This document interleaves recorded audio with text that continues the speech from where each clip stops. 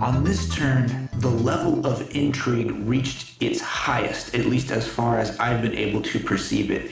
And I think finally the match has been worthy of the expectations I gave it given the caliber of the players invited to the game. I'll explain what I am talking about. The French player and the Italian player revealed to me and to the Austrian that they've been working in coordination with the Russian player somewhat. For the French player's part, the Russian, according to the French player, told him all the moves that the Russian thought England and I were likely to do, or inferred based on Russia's knowledge, so that France could play a tight defense. And Italy revealed more so to Austria, that he and Russia had coordinated somewhat to get Russia's fleet destroyed so that it could be rebuilt back at its home centers. These developments come as no surprise to me. In my experience playing online diplomacy, that kind of play is pretty common. I have an article on my blog called Loose Lips, warning you that one of the main reasons you'll get backstabbed is that if you speak too much about your intentions, that information will find its way to other players, because even your allies might try to undermine what you're doing. I even described that in my article as a soft backstab. So I kind of anticipated that this could be going on, and it's not surprising to me. I think that the Austrian player, however, was a little rattled by this. They could be just implying that they are, but I think it's genuine. I think that the Austrian player thought the Russian was really their ally and not just a player who's cooperating with them. And I think this drew the Austrian closer to me, especially after I sent some thoughtful and lengthy messages explaining where I'm coming from, and that I think that, my assessment of the Russian player, it was all completely honest, everything I told the Austrian. I think this will be good for me because I've been nervous that the Austrian would trust the Russian too much and make some kind of blunder that would allow the Russian the opportunity to solo win. I don't think that is as likely anymore. I don't know that these developments help me per se in the short term, but in the long run I think that's good. And meanwhile, I spoke with the English player to figure out, hey, are we going to coordinate against the French player a little more? English player says yes, and I believe him. We came up with some moves that the English player would move the fleet at Mid-Atlantic Ocean to Gascony, and I would move my army at Burgundy to Marseille, and this would be supported by Spain. This is pretty likely to work. It can be countered if France moves Gascony to Spain, but otherwise it cannot be countered. So I think there's a decent chance of this working, especially since the French player doesn't really know what I'm going to do with Picardy and Burgundy. I also coordinated with the French player a little bit. I don't know if the French player is going to keep his word or not, but I want to keep that line of communication open in case the Russian player backstabs me and I have to suck it up and re-ally the French player. We agreed that the French player would move the fleet at Wales to English Channel, and that I would permit this, and move the army at Edinburgh to Liverpool. This was really important to me. This was a big development, I think, because I believe the Russian was trying to get the French player to move Edinburgh to Yorkshire, or possibly move to Yorkshire upon retreat. And this would set up for a really powerful turn for the Russian to be threatening Liverpool and Edinburgh, because if what I had previously agreed to with the Russian was that the Russian would support my army at North Sea into Edinburgh. If that had gone down the way I'm imagining the Russian planned the turn, the French player could try to defend himself by making a supported attack on London that I wouldn't be able to do very much about, especially if the Russian and French player coordinated to take me down. So I'm really hoping to see that French move from Edinburgh to Liverpool, which I sold to the French player as somehow countering the Russian moves, and I think the French player is perhaps wanting to get some kind of cooperation with me. It could be a ruse, but in this situation, I don't think the French player has much to gain from lying. And in any case, I'm not any worse off if the French player doesn't move to Liverpool. So if that happens, I'll consider that a minor diplomatic coup, because it means that my unit at London won't be threatened in the autumn, and I may have a stronger hand come the autumn turn. Meanwhile, I had a rather limited exchange with the Russian and confirmed that the Russian would move the fleet at Norwegian Sea to North Atlantic Ocean, use Clyde to support my fleet to Edinburgh, and that we would bounce our armies in Kiel and Sweden off of each other at Denmark. That's something that I thought would be pretty good, since I don't want to approach the Russian, and I would like that army in reserve in case I get attacked over land somehow. I also decided to move my army at Picardy into Paris, and I feel like there's a chance that that could work. At the very least, I don't mind bouncing the French player there. So I overall have a pretty high feeling of nervousness about what the Russian player is going to do. Maybe this turn, maybe a future turn. That player seems like they're in the strongest position to solo win and will maybe attempt this soon. The Austrian has said to me, oh, I think the Russian's going to go for a solo, but it won't be until they've got more captures, more like 13 or 14. And I think the Austrian player is naive. Strong diplomacy players understand that it will be so obvious that they're a solo threat when they get to 13 or 14 centers, and instead will look for ways to set up the solo win much further in advance before the center count reaches that high. I've seen players attempt the solo win at something like 10 or 11 supply centers where they spent some time getting into position so that while they go for the solo win, it'll be really hard to stop them.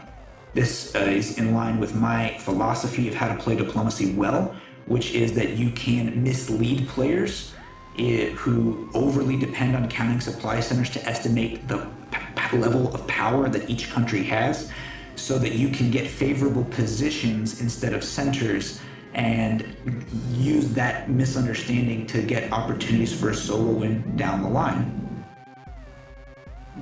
So I'm nervous that I could be attacked this turn or in one of the turns that come soon. And if that happens, I think the French player's cooperation with me kind of hangs by a thread. I can see them coordinating with the Russian. I mean, they've been talking, the French and Russian player have been talking for a while. But for the time being, I think my best bet is still to try to get captures where I can and get as strong as possible going into endgame so that I can threaten to king make somebody, to hand someone the solo one, probably the Austrian or the Russian, whichever one doesn't cooperate with me, in the event that someone backstabs me, and thus deter that backstab. The conversation that I had with the Russian is blurring together in my mind with what I learned about the conversations between Austria and Russia indirectly from other players, but it seems like the situation between Russia and Austria may not be as friendly as it once was, and I'm hoping the Russian player sees me as more likely to be a friend, or at least less likely to be a threat in the short run, and thus deter that backstab to give me some time to consolidate my power. If I can break the French player somehow by taking one or two of their home centers, then I'll feel pretty good that there's not somebody who can come into my back door in the event that I get into a fight with the Russian. And that's what I'm hoping for here. Other than that, I believe the English player, I believe the French player, and I think that the Austrian player is gonna play it safe for the most part, and I think I'm really curious to see what moves the players have entered. Whoa, yeah! Oh, so at the outset of this turn, I look at the board and think, that's a home run. That everything happened the way that I wanted it to. My attack on France worked, even though France could have blocked it. England supported me exactly as I hoped. France moved to Liverpool as I requested, thus forcing Russia to make a supported attack on Liverpool in order to guarantee it, and preventing France from being able to make a supported attack on London, removing that nuisance for me. Neither Austria nor Russia moved anywhere to encroach on my centers, and Austria's move to Piedmont actually got the French army disbanded, which improves my tactical situation a little bit, so long as the Austrian doesn't do anything to menace me, and we talked that over. I don't think that'll happen. Wow, this is the safest the board has been for me, maybe since I got backstabbed. I mean, this is a really good position for Germany. I'm not threatened by any of my neighbors. It seems like both the large players, Russia and Austria, are totally on board with cooperating with me. They by their moves, they seem to interpret each other as the bigger threat. That's awesome. I don't know if I can get much ammo out of that towards creating dissent that might allow me to solo in later, but it is nice to see that. And so I spent the turn with smooth sailing, just methodically planning out how am I going to make sure to, can I get some other advantages against the French player? working on what my press needs to be like with the other powers, and with the bargaining position that I have, is not that difficult for me to have those conversations. Just as quickly as the game heated up and got exciting, and I said became of the quality that I expected from the caliber of players involved, the game, just as quickly as it heated up, has cooled off somewhat. I think there may not be much left to do. I spent a lot of time negotiating with the Russian about what the end game might look like, and as far as I can tell, the trajectory of the match is headed towards a stable draw between me, Russia, and Austria, because we're all three neighboring each other and roughly equally strong. So no one power seems likely to be able to backstab both of the others and go for a solo win. And there doesn't look to be a real easy way to change that. It may be possible that England, holdout, and Iberia could make it into a draw, but if necessary, we would be able to, or I mean, if we wanted to, we'd be able to take that player out.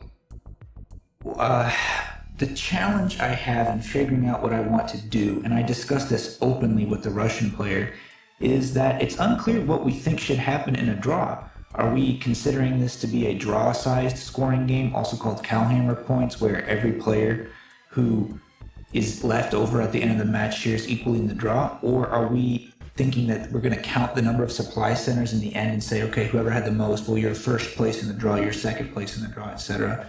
We never said before the match what we consider to be the outcome. And so I've started thinking about the game in terms of what the observers might think if the game isn't a draw. Are people going to say, oh, BrotherBoard, you got a second place draw because you had the second most supply centers, even though I say, no, it was a three-way draw. A three-way draw is really good from the perspective of a draw-size scoring match. It doesn't matter the number of points you have.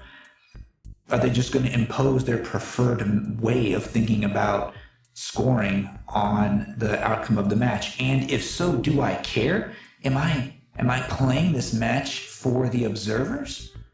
I'm really not sure, and that ambiguity is making it hard to strategize. The Russian player says, I don't really care about draw whittling, so let's just leave England alone. I think it introduces the possibility of instability or some risk. And I say, for my part, I'd like to be able to insist that I made it into a three-way draw. That's how I think. In the end, we negotiated that maybe we would finish off England. That's not the important part. In the short run, we talked about the moves we would make, and the Russian player said, hey, I'm going to take Liverpool, I'm going to finish off France there. Edinburgh is yours, and I'm going to move my fleet into Norwegian Sea. He said, that's great, that makes sense to me. I'm going to vacate North Sea, I'm going to capture Edinburgh, and I'm going to try to make that capture at Marseille. No one's objected to that. The Austrian player didn't object to it. The English player offered me some help, so I said, hey, let's try for Brest, support my army at Picardy to Brest. I don't really think it's going to work. I do think France is likely to cover Paris, since there's a couple different ways France can defend Paris, so I decided to use Marseille to support Burgundy into Gascony in order to set up for the future captures of Paris and Brest, since from that position, I'm very likely to be able to get those centers for myself, and it positions me to have a say in who controls Spain down the road, possibly myself, depending on how that plays out. And it all feels pretty good. I don't feel threatened by either Russia or Austria. I'm making sure to cover Belgium. That's how I'm vacating North Sea. And I also decided, hey, if I'm just going to sit with London and Edinburgh, maybe I'll just bounce them off of each other in North Sea, just in case Russia goes for it after I said that I was leaving North Sea empty, and also to show the other players that I do such things, that I make little moves to defend myself against backstabs, even if they're not really that necessary. So it can deter players from wanting to backstab if they're afraid that it won't work. At the end of the turn, I think, okay, I decided very little, nothing changed. I didn't learn very much from the other players. And I have thought about how I could go for a solo win, have thought about that. It seems pretty tall order here because I don't control too many of the stalemate line centers. I am about to capture Marseille, and I, of course, have my home centers Munich and Berlin. but I don't have anything far away on the other side of the stalemate line. I don't control Venice, Vienna, Warsaw, or Moscow, and even Portugal and Spain would be kind of hard to control. So let's just suppose that I captured Portugal and Spain and successfully backstabbed the Russian in such a way as to conquer the north. It still seems that it'd be really challenging for me to get Warsaw or Moscow, which would be the 18th center I need to win. So if I'm interested in being the board topper here, which by my preferred scoring system shouldn't matter, I do think I could do that by attacking the Russian eventually, and the Russian knows this. We discussed it briefly. But if I just care about ending the game in a draw, then there's really not a lot of point to doing that. I don't expect the Austrian and the Russian to make a mistake that would allow me to solo win. So I'm going to continue looking for opportunity to see, is something funny going to happen? Is someone willing to throw me the game? Can Austria or Russia somehow aggravate one another? Maybe Italy could be a spoiler here. I'll keep thinking about it. I think that I cannot be successfully whittled from the draw this game. This game will end in a draw that I am in, unless it ends in a solo win. But as far as my solo win chances, they don't seem particularly great. I certainly feel much better at this point now than I did a few turns ago where I was on the ropes. I thought I was on the path to outright elimination. Yeah, it's a much better situation now, but it's not a winning situation. And it will be kind of anticlimactic if the game ends in a draw, but I think me, the Austrian, and the Russian are smart enough players not to go for a solo win when it doesn't seem likely to work. Wow, what a turn for me. Wow. Okay, so I didn't really expect to get Brest, even with the English support, but I captured it. And of course, I captured Marseille and Edinburgh just as I was pretty sure I would. That means that I captured 3 centers, and I have now tied the board leader for 10 supply centers. I'm not able to use all 3 of my builds, but that's okay. I'm not too worried about it. I'm not even sure I have an immediate use for the ones I'm going to get, and maybe having another build in my pocket could help me out later. Everything and the turn proceeded exactly as I had hoped. England helped me take those centers from France. France did not choose correctly in terms of how to counter my moves. Russia picked off that French center in Liverpool, and Russia and Austria didn't bother me. It is kind of interesting what happened with the Austrian not attacking the Italian anymore. And that was probably the beginning of my investigations into the turn to figure out what's going on with that. So early on, I talked to the Russian and said, hey, what are we going to do with our builds? The Russian said, I'm going to build an army in Moscow. I think I need to defend against Austria, or at least be able to defend myself. And I said, yeah, that's fine. And for my part, I'm going to build 2 armies. I don't see a reason to do any different. And that's good because the Russian was hoping I wouldn't build a fleet. Makes sense. If a fleet build in Berlin here would be kind of suspicious, like I'm going to go after Scandinavia or something. I have fleets that outnumber the Russian in the north. Russia only has 2, and I have 3. And plus, with this extra build that I can use later, I could get 4. As long as I don't lose a center somewhere, I can build a 4th fleet later. So that's fine with me. I don't want to antagonize the Russian player unnecessarily. The French player is reduced to 1, so a player that I have backstabbed is now about to be eliminated. It doesn't really seem possible that France could recover with just the 1 unit left, 1 supply center, and I have that one center totally surrounded. So the French player is a dead man walking. That's good. I think it's good that I have about eliminated a player who I attacked by backstab. I think that's usually a good policy. Meanwhile, I haven't really deceived any other players significantly. The English players cooperated with me and probably have been forgiven for my minor deceptions, very minor, when we were fighting after England backstabbed me. I have, to my knowledge, been completely truthful with the Russian in all things, and the same with the Austrian. That's pretty good. And the replacement Italian player, I've mostly haven't directly misled. I think, no, that's not true. I misled the Italian about whether I was going to work with France or not, but that's really indirect and not something that hurt the Italian. So with that, coming into endgame where I have been pretty honest and friendly with most of the players, I think that puts me in a good position. So I spent some time talking to the Russian to see, okay, well, what's going to happen in endgame here? And the Russian's asking me, what do you foresee? We went back and forth a lot about, how do we, if this game isn't a draw, how do we even think of it? And I think it sounded to me like the Russian player was agreeable to my idea of eventually eliminating the English player, possibly for the elimination, possibly just to increase our center counts. And the conversation got really interesting when the Russian player floated the idea of how far we could take our alliance. Could, as Germany and Russia, do we have the ability to play our alliance very far? Do I trust him? Is one of us inevitably going to backstab the other and try to go for the solo win? Are we willing to work together, even anticipating that one of us will eventually do that? I think maybe the answer is yes, but I'm not sure how to use that to my advantage.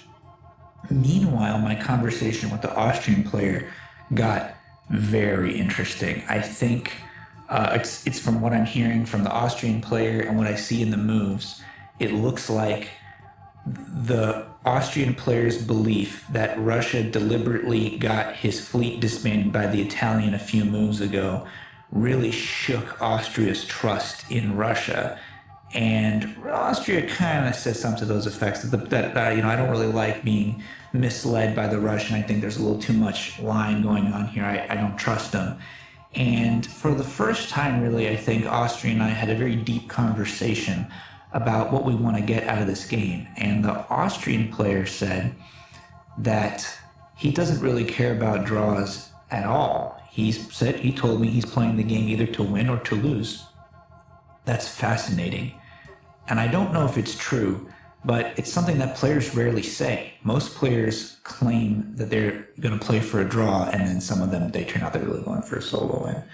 That's really interesting and made me want to think of ways to work with that player more. At the same time, the Austrian revealed to me, or told me, and it seems true, that the situation with Russia has been getting kind of tense. And this is not how Russia has been portraying the situation. Russia and I talk very little, very little about the Austrian players' moves other than to say what they seem to be posturing. But the Austrian player said Russia was threatening to cede me centers and bring me closer to a solo win if Austria didn't back down. And Austria says that he felt like the Russian was trying to manipulate him into overextending against Italy or maybe against me, Germany, so that Russia could set up a backstab and he's not falling for it, and that's why he defended himself. And now it seems like Russia's frustrated that he wasn't able to set up the backstab like he thought. All kinds of layers to it, ultimately making me wonder for the first time in the match, can I win this? Could I solo win here? And although in terms of my power level, I only have 10 centers, none of which are really important. Maybe Marseille is kind of a big deal to have as Germany. I don't have the Iberian centers, and Russia's still at full strength. So in terms of just fighting my way to a solo win, by 10 centers, fat chance. But maybe I could get a little growth somewhere, and meanwhile find a way to play Russia and Austria off of each other. Or maybe Russia would try to throw me the solo win if Austria is too stubborn or they fight somehow. Or is Austria a potential partner for me to play a game out really close to a solo win?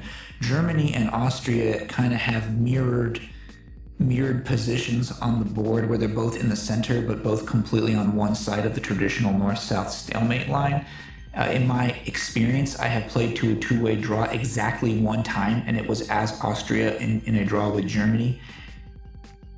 The situation happened that we were unable to overpower each other. We both each had control of one side of the map, and so that was the end of the game. I shared that story with Austria, and truthfully said that had shaped my thinking about how to play Germany and Austria and what it means to play the game out to a draw. And I think that there may be something between me and Austria here. I feel like what Austria said is genuine, that player would like to just continue playing the game until somebody wins. That I think is super interesting and very different from what I usually experience with online diplomacy. In my experiences playing online diplomacy, most players eventually get tired and just want to vote draw and end the game unless they can see unless they can see a clear path for them to solo win. I even know that there are players who favor scoring systems that look at whoever has the most supply centers and sort of quasi declare that player the winner, even though the game ended in a draw. I don't care for that. I like to play long, drawn-out matches with razor-thin margins on who's going to win. You know, getting close to winning and getting close to losing can be pretty similar sometimes in diplomacy, and I like whittling players out of the draw and other things that make the match go on for a long time. I think that's when diplomacy gets really good, when it feels like the last couple episodes of that old original reality game show in the US, Survivor. Just the last couple, who's going to be voted out? Who's going to be the winner? We just don't know. I'm on the edge of my seat. And I talked about that with Austrian. The Austrian player said that that's also what he enjoys about diplomacy. So if that's really true, I know it's true about me, then if neither of us are willing to vote draw or end the match prematurely, then maybe this match could go on for a long time. And if that happens, then maybe I will have opportunity to get a little bit bigger than I am now and have the possibility of going for a solo win. At Germany, as Germany, I don't think I usually go for a solo win unless I have 13 or 14 supply centers. It kind of depends on which positions I have at that time. If I could get Iberia such that I only have to get either Warsaw or Moscow across the stalemate line to win, I probably would go for it.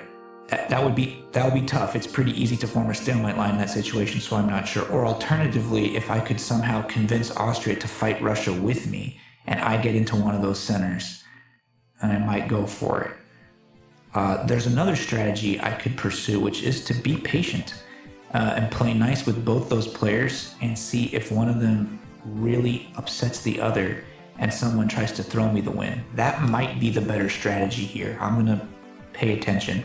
It might be the better strategy to be nice and wait for them to irritate each other, because they're both competent players who would form a stalemate line against me if necessary. But if they deliberately try to throw me a solo win, then I might actually get it.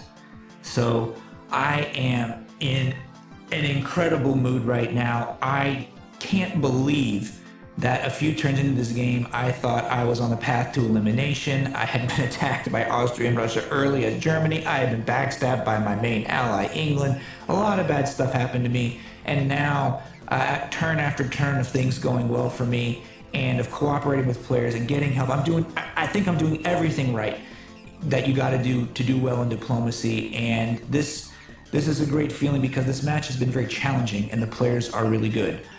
I want to get this in my video log now because it's possible that things could take another turn for the worse or that someone else could win. And a lot of things can happen in a diplomacy game, but in this moment, I was feeling really good and that I had a shot at winning this thing.